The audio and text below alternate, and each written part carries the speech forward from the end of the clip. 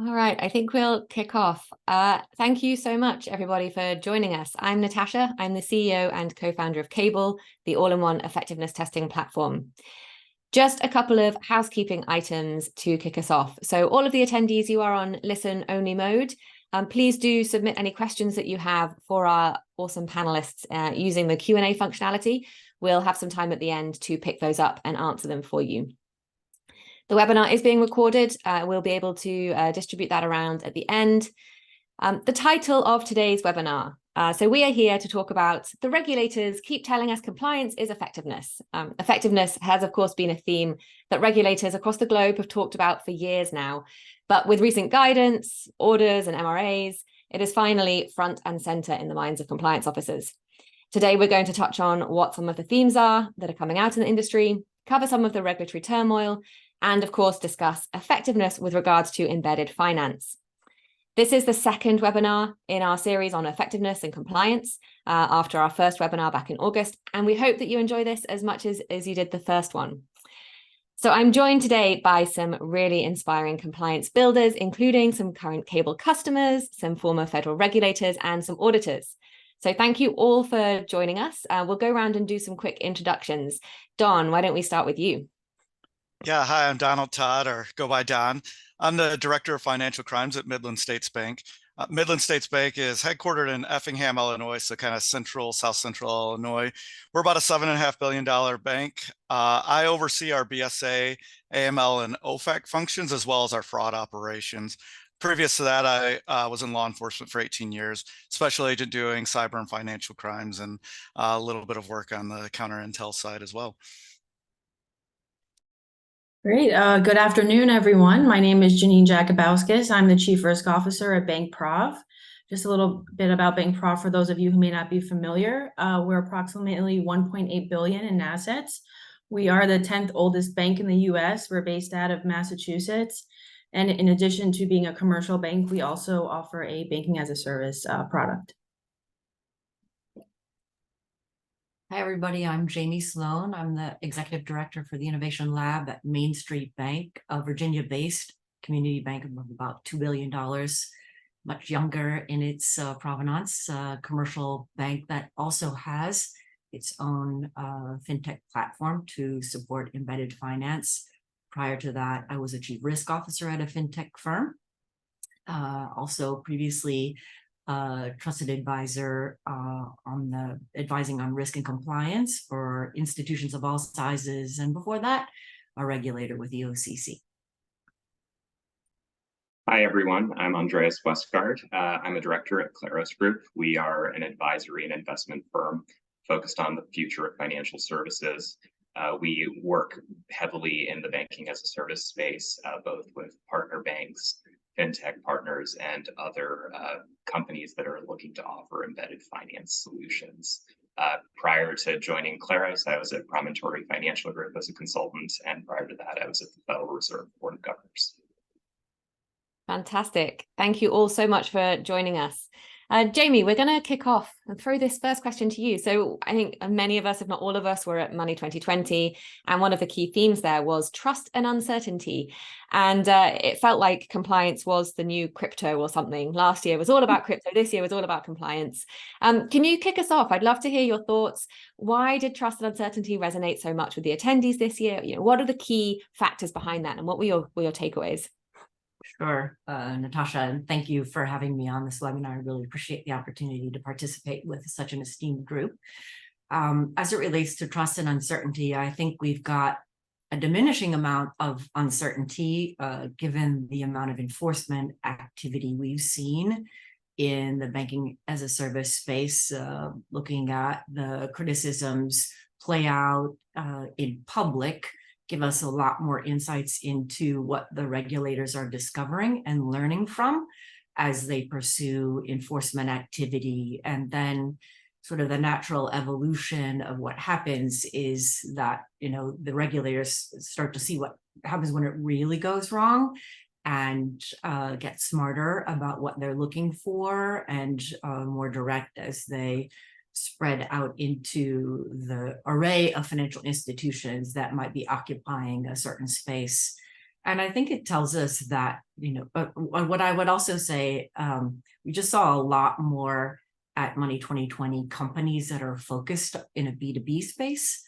around providing compliance solutions. And I think this is a really important evolution about what we're seeing in financial services is, the importance and value placed on the capabilities around compliance technology. And, I think we've watched as the problems have surfaced, this has happened simultaneously with economics in the marketplace with respect to capital that have created anxiety for income in fintech firms looking to scramble to offer more products and services, and perhaps maybe not paying as much attention to building out risk and compliance as they build out new products and features. And so they accumulate compliance debt, and that comes with a cost. Yeah, thank you so much. One of the things that, we spend our days talking with compliance officers at lots of different banks and fintechs and crypto companies. And someone recently said to me that following Metropolitan Commercial Bank news, which we'll talk about a little bit later, as well as Money 2020, actually they have bumped compliance from priority 2 to priority 1 alongside building their own payment rails. So it is no longer a follow-up. It is absolutely core to even getting their fintech, their bank off the ground. Andreas, interested if you can share some insights from the discussions that took place around banking as a service or embedded finance and fintech regulation at Money 2020 or otherwise. Sure. Yeah, it was an interesting year at Money 2020. I had two main takeaways. The first was that regulatory pressure on partner banking has created some opportunities for banks that aren't in the regulators' crosshairs.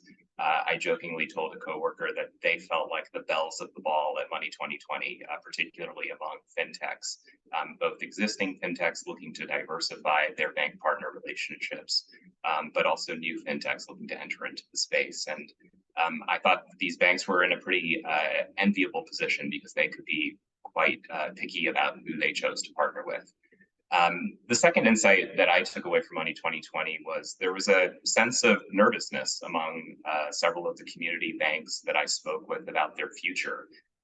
Many of them see partner banking, including banking as a service and embedded finance offerings, as a key part of their strategy to unlock new areas of growth. And they're legitimately worried that, about the regulatory environment cutting off that potential lifeline. And, based on Klaros' own research, we've estimated that there are more than 100 community banks involved in bank fintech partnerships, with many more planning to get into the space. So it's not an insignificant number. Given your work, Andreas, have you seen an increase, a decrease in the number of banks interested in getting into this space? I mean, it sounds like there are more wanting to get into it, but has that number reduced over the last 6 months, or do you see actually that the turmoil is making it more attractive for these banks? Yeah, I think that for newer entrants, there is a real opportunity, and so I would say that maybe on net there's been a little bit less interest perhaps than there was a year ago, but I'm still seeing sustained interest. Yeah, thank you. So Janine, I guess throwing it over to you from the bank side then, I would love to hear your thoughts on the recent turmoil and overall, why do you think these things are happening? Yeah, so I mean, that's always the big question. Why are these things happening? How could perhaps a firm let it happen? And I think there's a couple different answers to that. The first I would say is, sometimes there's this thought that just because a bank is under enforcement action or has a C&D and so forth, that automatically meant the bank was trying not to do the right thing. And that's not always the case, right? Sometimes it could just be in part that there's a lack of regulatory clarity in a certain space. And so what happens is these banks and organizations are really left kind of to figure out, okay, based on what guidance is currently out there, how can we apply it to some of these gray areas? And I think all the banks will kind of come together and say, we're hoping that some of these areas are not always gray, and we're looking for that additional kind of regulatory guidance there. Other times, it could actually be a true failure on part of the organization and its management. And I think that falls into a couple different areas as well. The first is culture. So as risk professionals, we always hear that the risk culture has to be across the entire organization, not just at the second line. And what you'll pick up from some of these regulatory findings is essentially that that doesn't seem to be the case. So perhaps that tone at the top is not really there. So it's really important for, the CEO and the full executive management team and the business lines to also support the risk and compliance function to ensure that they have the resources necessary so that they don't get these potential enforcement actions. Another big piece is perhaps growing too fast. So I always say, it's important to walk before you run. So if you are an organization perhaps looking to get into the banking as a service space, it's important to really have a strong framework before you grow and scale. So that may mean that you are onboarding a few partners and then you're really evaluating how did those partnerships grow? Is it the right market you want to be in? And then really saying, do I have the right technology or do I need consultants or people to scale it and bring it to the next level? And really that ties up into, do these firms have the right people and do they have the right technology? And I think what we're seeing is perhaps certain organizations might have a weaker compliance area than they may have realized, and or they don't have the technology that's needed to support a lot of these initiatives. It's really interesting. The first 2 points that you pick up on there, I think about the requirement to come up with your own risk appetite. And as you say, sort of the gray area in the regulation and the fact that firms and banks are encouraged to have their own risk appetite. And as we talk a lot in the industry about how AI can help, that's an area that AI really can't help. But the bank itself has to come up with their own risk appetite based on everything that they know. And then you put that aside, this new embedded finance structure, where you're really almost forcing a true second line split there. You've got the fintech that might be the first line, and then you've got the second line at the bank. And it's really interesting to put those two things together and think about how those are the core problems here, perhaps. And I wonder what the regulators have in mind to try and help us get more clarity around that. Yep, exactly. Yeah. Natasha, I'd add one more thing to that. And I appreciate you bringing up the lines of defense, but what has to happen is, you identify risk appetite. You've got to be able to identify the risks that are entering into the process and the controls and designed controls. I know we're going to get to effectiveness of those controls.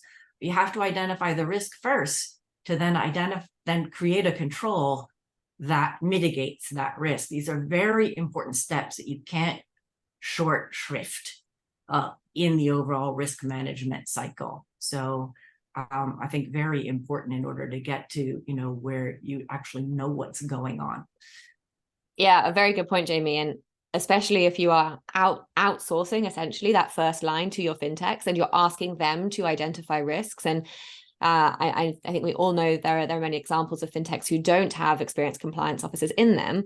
That becomes very difficult as a job to do. So yes, very interesting. Don, what about you? I mean, the recent news in particular in the banking as a service middleware area, what do you think that tells us about the integrity checks required for banking as a service platforms? How can they ensure that they have an accurate and full understanding of the fintech's risk profile? Yeah, that's a good question, and I think one that every bank is probably looking at right now. But when I think about that particular question, the integrity checks, I really think it at a high level, it means there's more oversight and more questions that are going to be asked before any bank is entering into these partnerships. But it's not just the questions, right? Because this is not just an exercise in checking boxes, as we like to say. It's really actually listening and understanding what these partners are telling us, right? And we want to make sure that we're not only listening, we're taking that information and then we're using that to make a decision. So I like to say, we're doing due diligence here, but almost every bank has a different concept of that as well. And so, I look at it's like a process or effort, right, to collect and analyze information. But what do you do with that information once it's analyzed, right? It needs to become actionable. And so like in my run, we used to talk a lot about actionable intelligence. And really that's something that gives us a decision-making advantage. And so we really need to start looking at it in that way. Now, there are certain things that we can do to help out with that endeavor. And that's, doing background checks on the executives and directors of those companies. Monitoring employee turnover, that's something that's often overlooked, but at least in the space that I come from, when I start seeing a lot of turnover, especially at those high levels of the C-suite, that's usually indicative of something's going on there.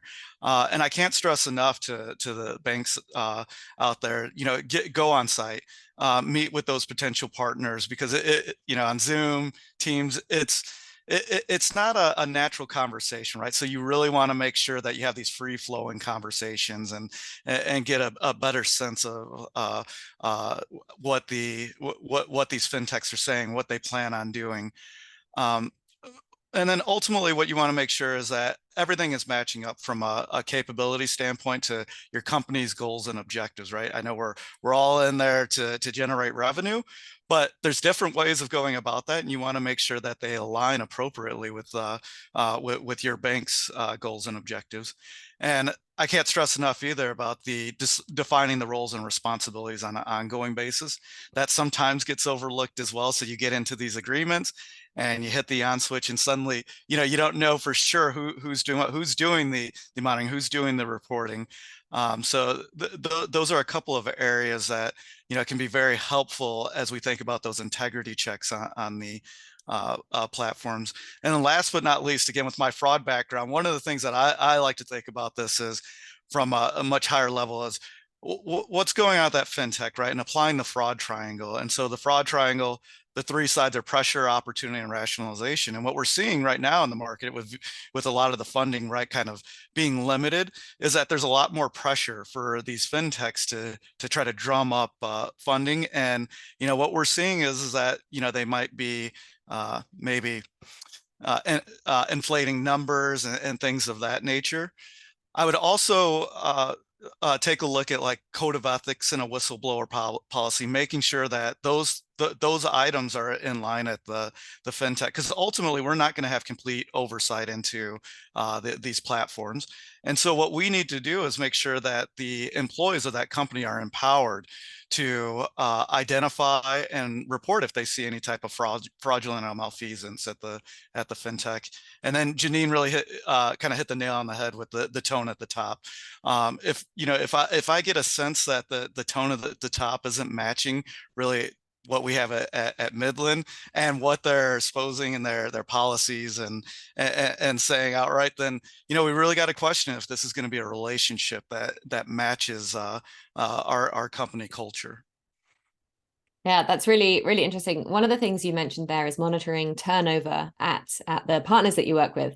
And something that might also be useful for banks to look at is the any equity that the senior management or the employees themselves are selling when they go through funding rounds, because it's often an indication of employee uncertainty or lack of confidence about future growth if they are taking out a lot. And certainly throughout the last number of years where there were huge fundraising rounds at vast valuations, I expect that a lot of C-suite were taking out quite a lot of money, and that could have been a sign of something that they knew that was not being shared publicly. The other thing that you mentioned there that I think is interesting is aligning on roles and responsibilities. With the Cable platform, as we work to help automate the understanding of the effectiveness of controls, we help our customers align with their partners on exactly what regulatory requirements are in place, exactly what controls are in place. And we hear time and again that actually banks and their partners have not gone through that exercise, have not mapped, okay, what is a regulatory requirement here? What would happen if there was a breach here? What would happen if a control failed? Andreas, I'm interested in your work at Klaros. If you help your banks go through that exercise, and sort of if you've got any guidance or advice for banks as they look to partner with their fintech programs about how they can make sure they align really carefully with their partners on those sorts of things.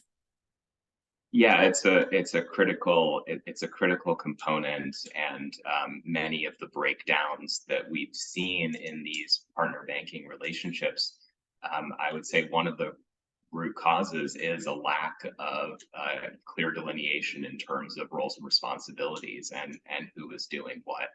And so one of the things that we're recommending to our clients and others is This past summer, there was finalized interagency guidance that came out on third-party relationships. And at the very top, it says, don't treat this as a checklist. We're telling people to ignore that. Treat it like a checklist. Make sure that, between the partner bank, the fintech, potentially the platform in the middle, that there's a very clear mapping of who is doing what across each of the components of that interagency guidance. And I think that heading into 2024, that will be a really critical aspect to make sure that that gaps are identified. And if you have policies that are ambiguous or saying that everyone is responsible, then oftentimes in effect that means that nobody is responsible. And when the puck drops, everyone skates away and starts to point fingers. So I think getting those roles and responsibilities right is really critical. I know we had some. Yeah. Could I just, yeah. I was just going to say we've got some regulators on the line, so I'm sure they'll be thrilled to hear you tell people to ignore their guidance. But it makes a lot of sense. Jamie, carry on. Yeah. Yes, of course. Thank you. Sorry to talk over you. Get excited about this stuff. I mean, because what's quite fascinating is that the third-party guidance, all the regulators adopted the same standard guidance, and which really aligned, mostly to the OCC's previous guidance.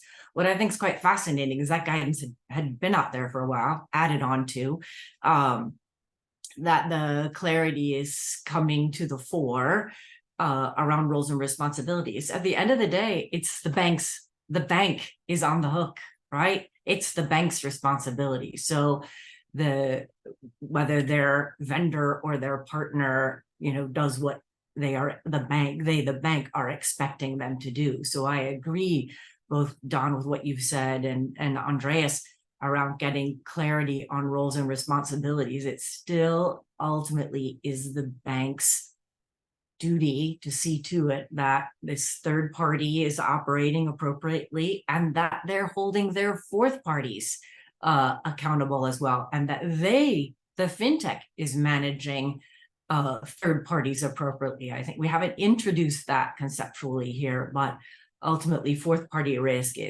contributes to some of the problems that are surfacing. Absolutely. Yeah. Don, I'm going to circle back on where we were before I derailed us. And I'm going to ask about, I know that Midland obviously partner with Synctera, as well as having programs directly to the bank. What do you think the modern BaaS platform should look like in 2 or 5 years' time?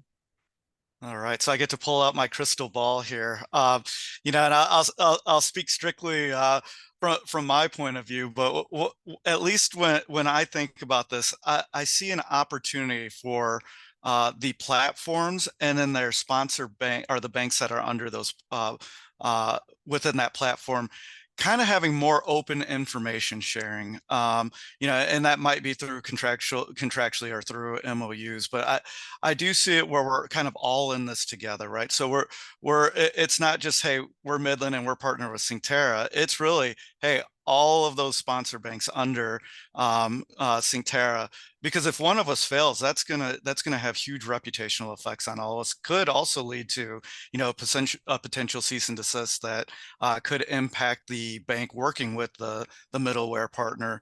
So I think in the future we're going to see a lot more of that, of banks working together to ensure that we are being financially our financial crimes compliance is in place. And it'll be great because we can share stories as to what we're seeing, how we've corrected those issues, and really work together. So if one bank finds an issue, then all of those banks across the platform can also fix for that. So that open lines of communication, information sharing, I think is going to be there.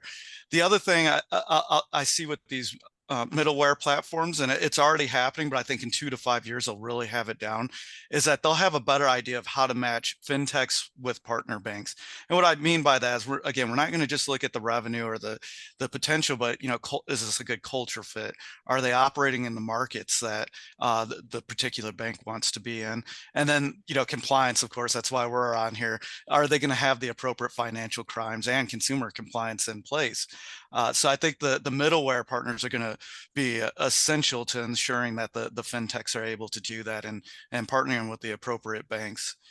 I think we'll also see some systems too that are going to be utilized more and more. And so like cable's kind of a good example. And I know that you've talked to some of the middleware partners, but I think we're going to start seeing more integration in that sense. And that's going to help with our fraud and AML monitoring and testing for the effectiveness. And then another key piece too to that is like the integration, because I know that always comes up, right? You start talking to these middleware partners and they're going, well, how do we integrate this? This just seems like it's going to be too painful. We all have limited resources and personnel. And I think we're going to get through that, right, with time. And that's going to be helpful too from a data aggregation standpoint that, we all know that the regulators are currently looking at and wanting to ensure that, banks are doing for their financial crimes compliance. So that's going to be helpful as well. And then one other kind of aspect of this that maybe falls outside of the compliance realm to an extent, but California, they have a new startup diversity law that has just come out, and that's going to be interesting to see what the impacts are on these fintech startups, because that could really impact the funding that's out there. A lot of these fintechs that are diverse, have individuals that meet some of the guidelines in that law. They may see more funding, and I think this is going to have a very positive impact, right, on getting fintechs that can help a certain community. And we may not see that as much because they just don't have that funding. And so there's going to be some shifts in how the funding is. And I think the middleware platforms are very much on the front lines of that, of helping those type of fintechs get operational. Thanks. Oh, sorry. No, please, Janine. I was going to ask if you had anything to say. So. Yeah, no, I mean, lots of good points there. And I just wanted to circle back to one of your starting points, which was around, the idea that we're kind of all of us are in this together. And traditionally, one might have thought, years ago, oh, look, a so-called competitor is under an enforcement action. That's great, more business for us. But I think that kind of attitude is not the case at all, especially now and in this industry.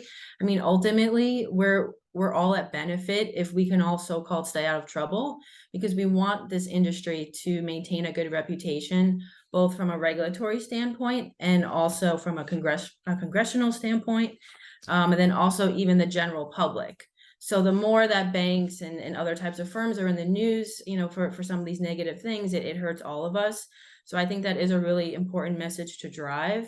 And I'm sure, my fellow panelists would agree that, even myself, I'm always open if I don't even know someone and another bank reaches out, whether it's a risk officer, compliance, whomever it is, on LinkedIn, and just says, hey, you know what, you're in the same asset size, or you're doing some of the same stuff. Can I run some ideas by you? Again, I don't view that as a fellow competitor.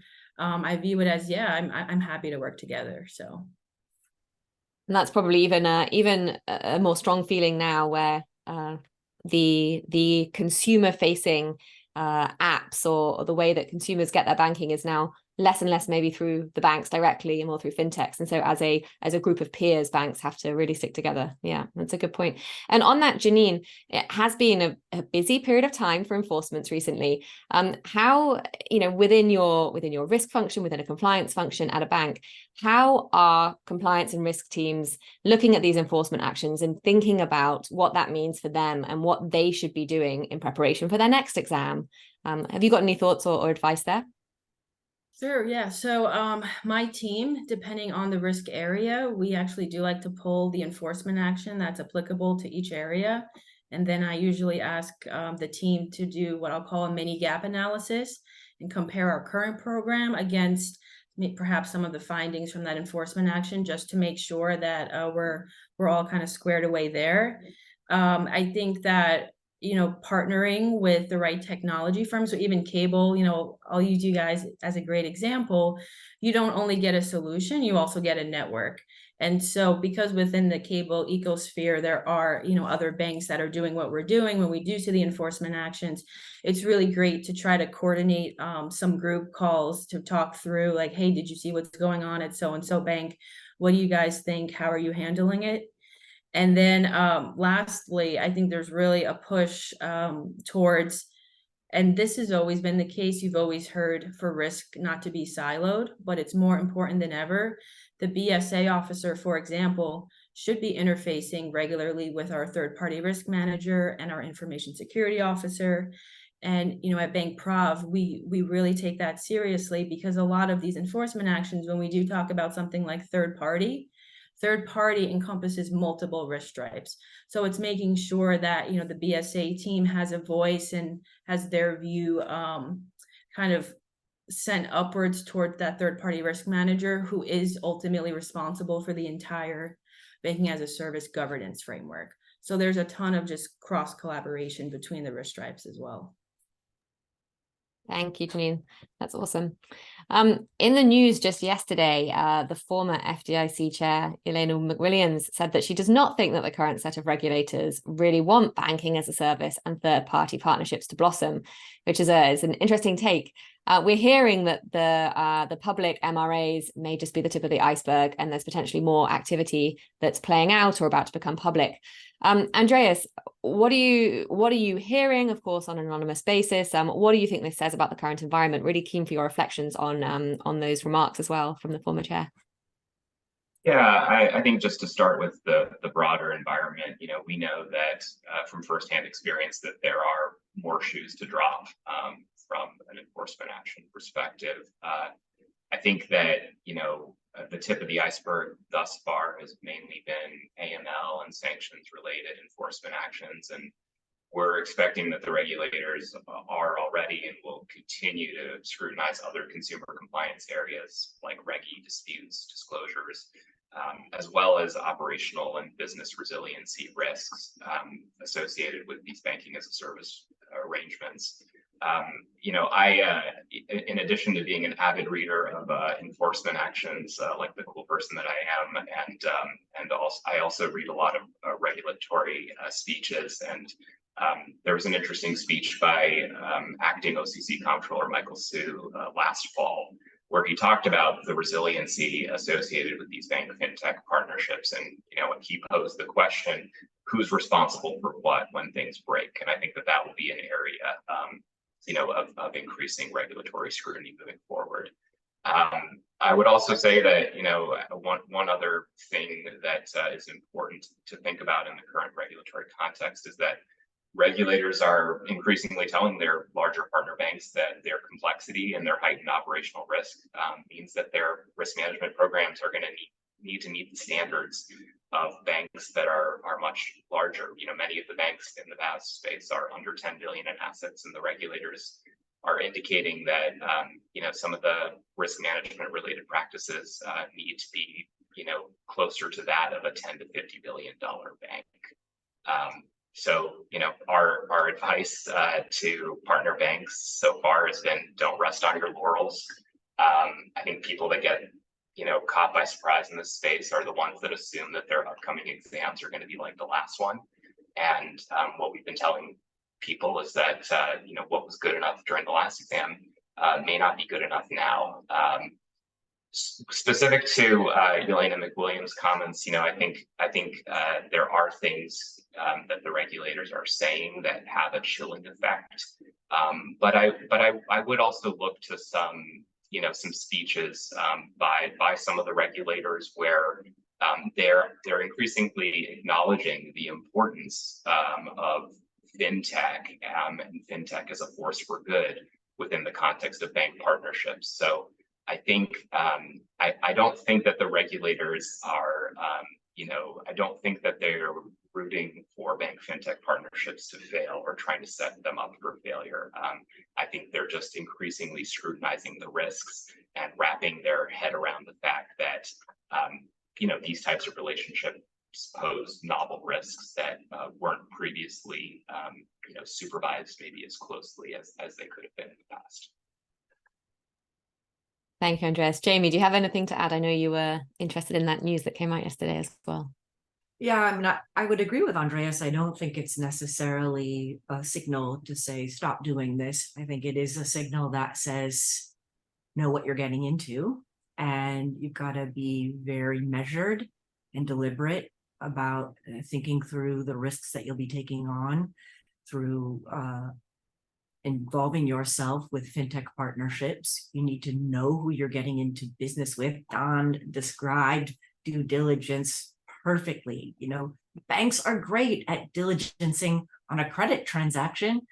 The same level of detail and rigor needs to be applied to fintech partners. And Janine, underscoring what you said, you know, a third-party risk management program is a mini comprehensive risk framework covering all the risk categories, and needs to be applied with a similar amount of rigor. And the complexities, Andreas, that you're talking about, and the regulators are saying, look, you know, we exercise risk-based supervision. We're looking at what's happening in the marketplace. We're looking at the problems that are surfacing, and we're seeing increasing risk profiles, increasing complexity. Community banks are taking on banking as a service. It affords them more dexterity, alternative sources of deposits. What comes with that is a much more complex technology stack. And oftentimes community bank technology teams are those teams that are very deep in understanding networks, traditional technology, third-party risk management oversight of FIS or Fiserv or Jack Henry. And now we're adding to the dimensions of what they need to upscale around cloud, the various technology partners, how those technologies are operating, where problems arise. And so, yes, it's complicated, and yes, it's hard, and yes, it's doable. There are organizational tensions that will, you know, limit resources, both time and money, and you've got to balance it out. And I think we're just simply seeing the signal to the regulators that they're taking this channel of business activity very seriously and increasing their level of scrutiny. Yeah, and you know, those are great points. And I think a lot of times we really focus on how perhaps difficult it's been from a regulatory standpoint and some of the enforcement around that space. But I was in DC earlier this week, and there were a lot of encouraging speeches from regulatory agencies as well as some members of Congress, where, you know, they put it really well, right? Fintechs are really amazing at innovation. Banks are really good at safety and soundness. And so if we can get the two to work together, why wouldn't we? And, you know, just hearing that come from the regulators and again, Congress, I think we all should really remain excited about the space. At times it can be difficult with just the amount of scrutiny and the focus on those type of conversations. But it is great to see that a lot of these agencies are not necessarily discouraging this, but they're just trying to get it right. So. And Janine, you know, you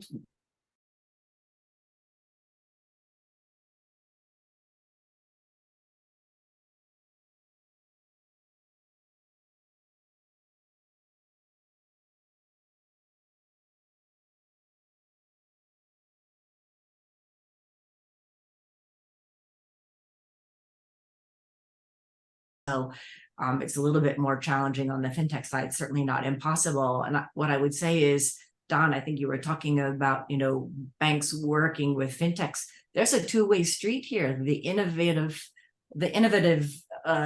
essence that makes the fintechs really great can be a way for banks to learn and to evolve themselves. And then banks have an incredible amount of education and insight to share with their fintech partners to help that fintech appreciate what it means to be a part of the banking ecosystem. And if there isn't trust and reliability in the banking system, we have, you know, the failures that ensue. Thank you, everyone. Fantastic. I'm going to move us on to the next section, but before I do, anyone watching, remember that you can submit questions through the Zoom webinar, and we'll pick those up at the end. So please do send in anything you want our panelists to answer. So let's move on to what we, of course, think the future of compliance is, which is automated effectiveness testing. Jamie, Andreas, how do you think that the compliance architecture focused on automated effectiveness testing will actually change how banks operate? I've thrown it to two of you, and now neither of you are going to jump in. So, Andreas, you kick us off, and then Jamie, maybe. Go for it, Andreas.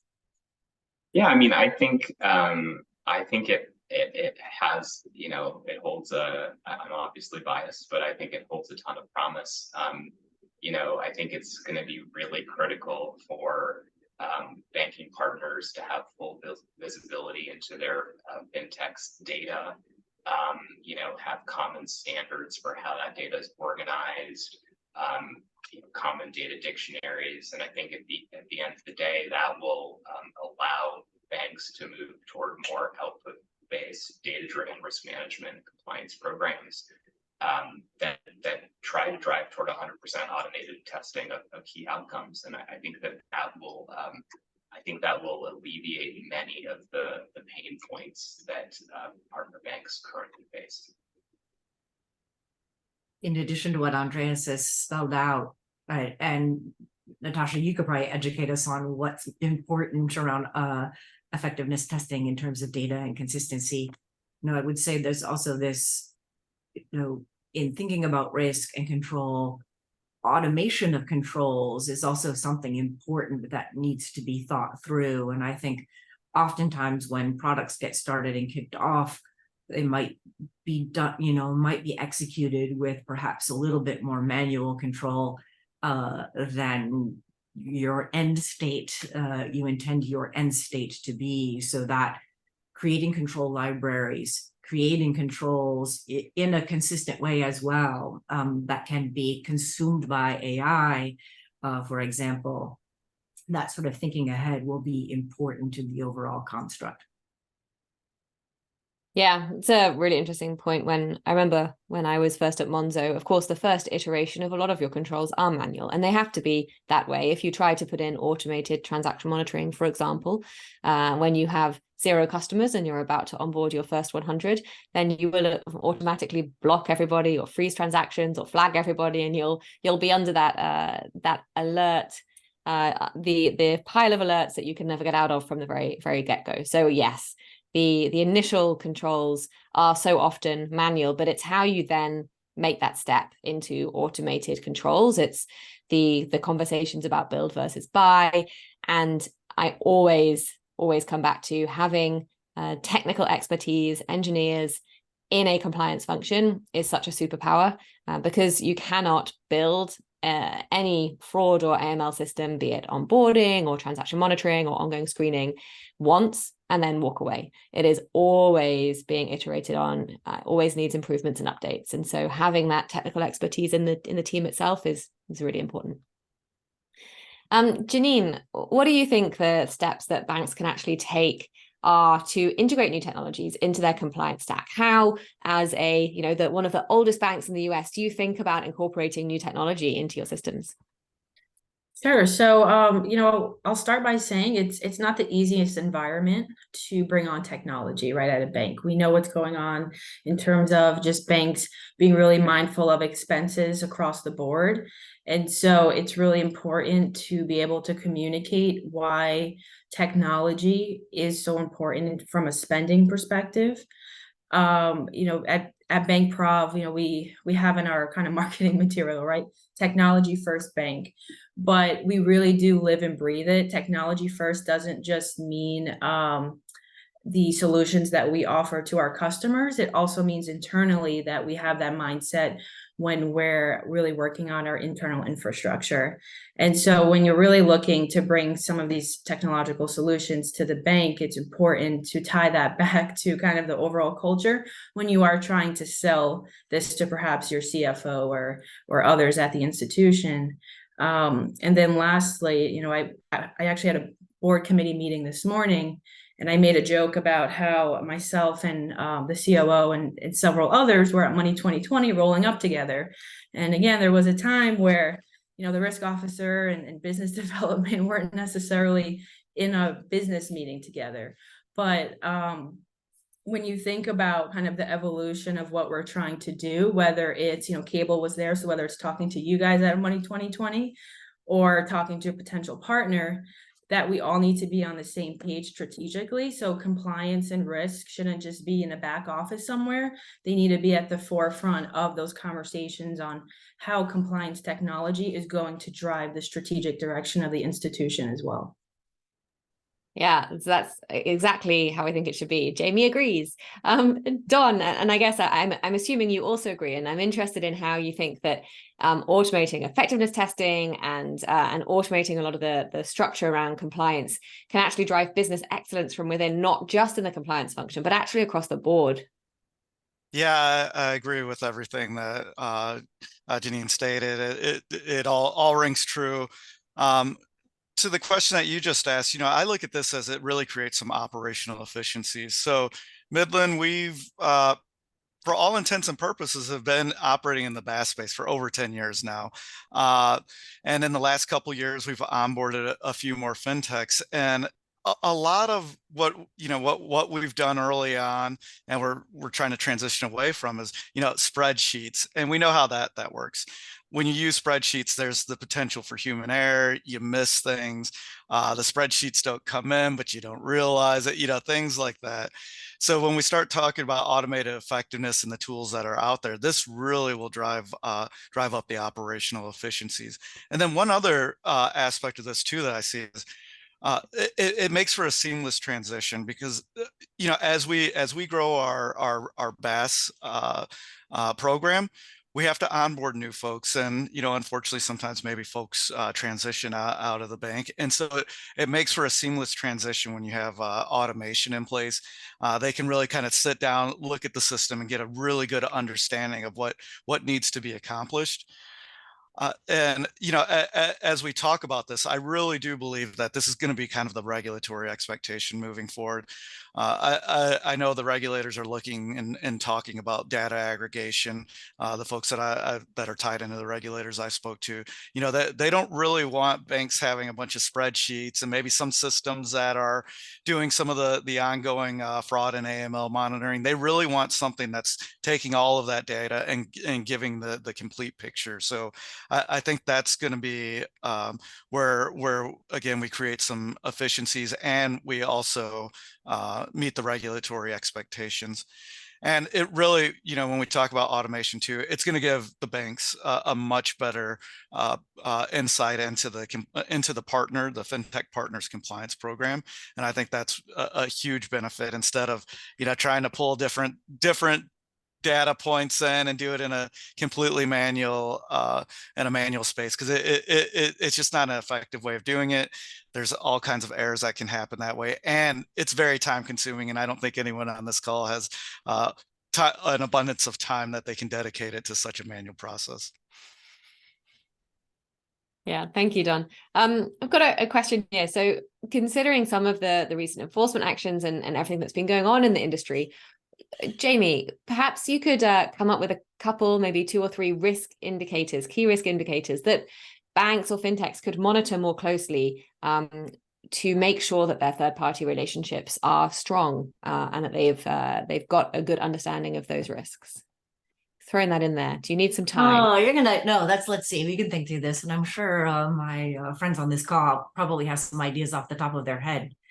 One of the things in thinking about risk at the fintech firm, we were looking at, well, how much were we spending in development time around our technology, like for a given technology partner that was contributing? So were we spending an inordinate amount of time having to build workarounds or bug fixes, or it's like, how are you looking at what it costs you to operate that technology exceptional to the technology's performance? And also that sort of error rate when we were doing third party, you look at a third party review of your fintech partner and or your technology partner, and you're looking, well, is the configuration that they've got, the dials adjusted for you, does that match up to what you think it should be, so that you're effectively identifying where there may be deltas, which mean then that controls are not performing or may not be turned on or calibrated in a manner that you actually expected them to, for whatever reason. So regular checkpoints. But I would ask Don and Janine, what are your thoughts around metrics for performance and risk? Sure. I guess I can go first. One metric that's really important is around just customer related fraud losses. So even if it's one of those situations where it's so-called the customer's customer, the fintech's customer, and perhaps we're not on the hook financially for that loss, the regulators have made it clear that there's some level of responsibility on behalf of the sponsor bank to minimize consumer harm across the industry. And so that's really important for us to be monitoring that loss level for these relationships. I would say financial reviews. So each one of these fintech partners are in a different stage in terms of maturity. And so again, to ensure that longevity of the relationship, we are doing, depending on the risk rating, we do different levels of review. So it's not just a one-off at time of onboarding. We're seeing, cash burn, all of these different elements tied to that. And then, lastly, when you first onboard a new partner, they may have a really great program on paper that perhaps a consultant or they did in-house, and they put that together. But it's important to be monitoring, well, how are they implementing that program? Are they actually adhering to all of those policies that they put together? And then, Jamie, you brought up before that banks have this really great network that they can go to from a risk and compliance standpoint. And in the fintech space, that may not be as easy. So something that we do is we really view these partnerships as an extension of the bank. So we offer that to them. And so if we do see that they're struggling in a particular area, whether it be BSA or somewhere else, we will send what we'll call our kind of compliance superstars over to that fintech to see if we can help them.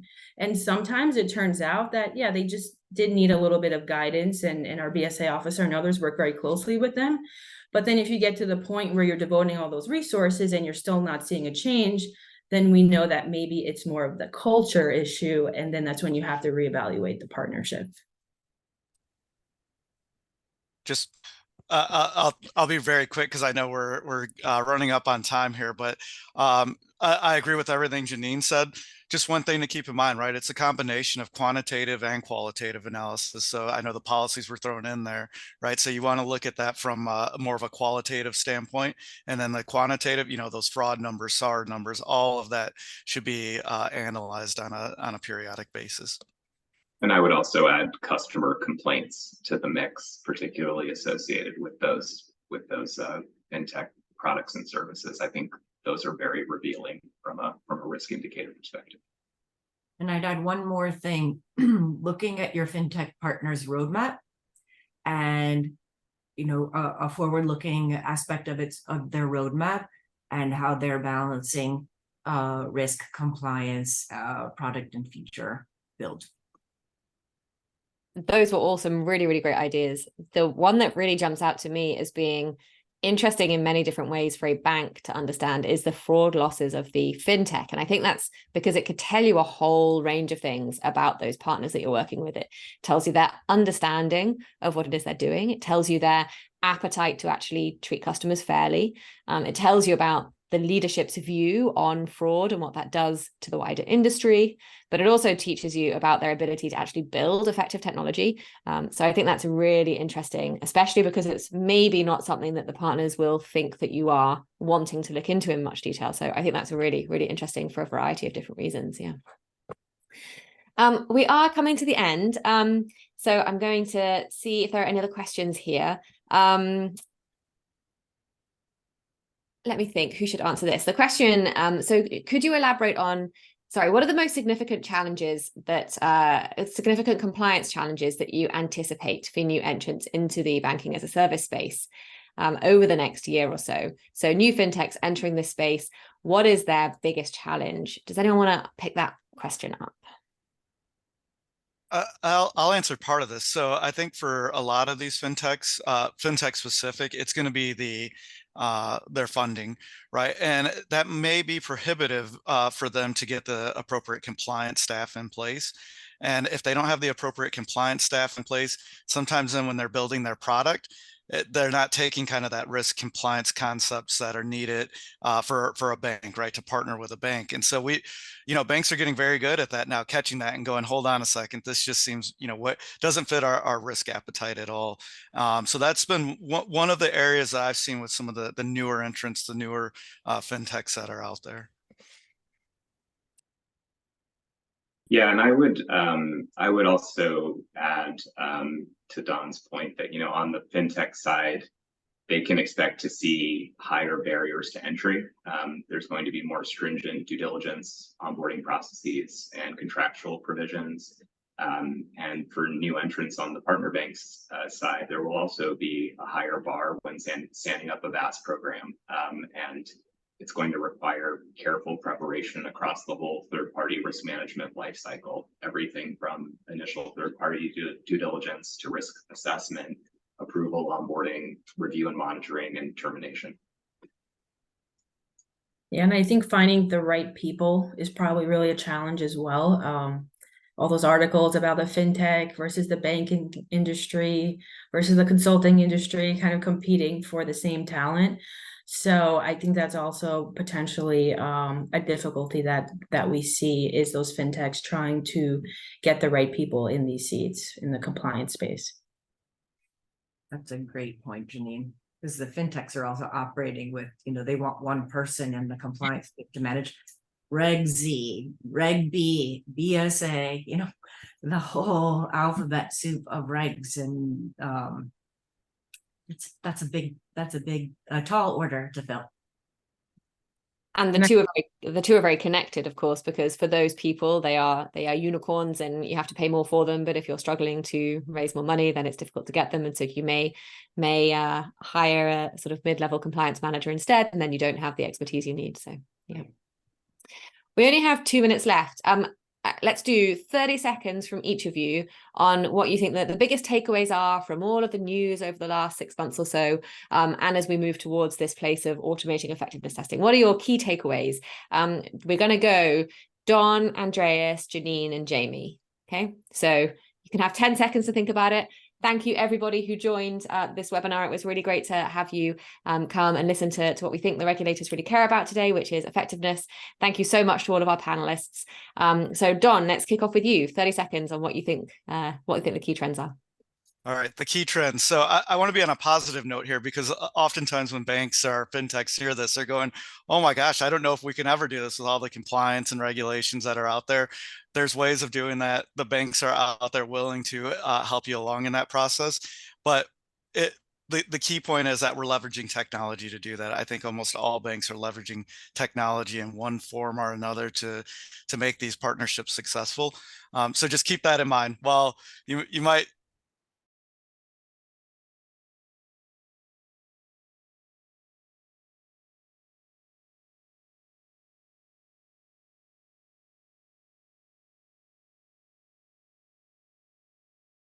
with a toddler, I would quote Scar from the movie Lion King and say, be prepared.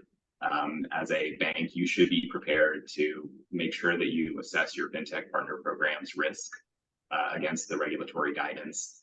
And also, think about your regulatory communications and how you are managing ongoing supervision in between exams. It'll mean being really transparent about the risks associated with your VAS program, but also regulators have to mitigate those risks. Yeah, and I would say, given the regulatory environment, again, just don't be shy, tap into your network where you can to get that additional feedback. If you're not clear based on the regulations that are in existence, don't forget to spend on technology. And I don't know if we have any CFOs on this call, but, don't forget to promote that internally. And then lastly, just choosing the right partner is really important. And it goes both ways, whether you're the fintech side or the banking side. So. And adding on to all the great points that have already been said, lead with risk and compliance at the table, helping design, helping to think through risk, identify, helping to think through controls so that you can find yourself with a consistent operation, data structured the way you needed to be able to execute on advanced technologies that are themselves available and at a growing rate. Fantastic. Thank you so much to all four of you for joining us and sharing all of your wonderful insights. Thank you for listening to us. I'm Natasha from Cable. You can find us at cable.tech, and you can find me at natasha@cable.tech. Thank you so much. We'll see you soon. Thank you. Thank you. Bye.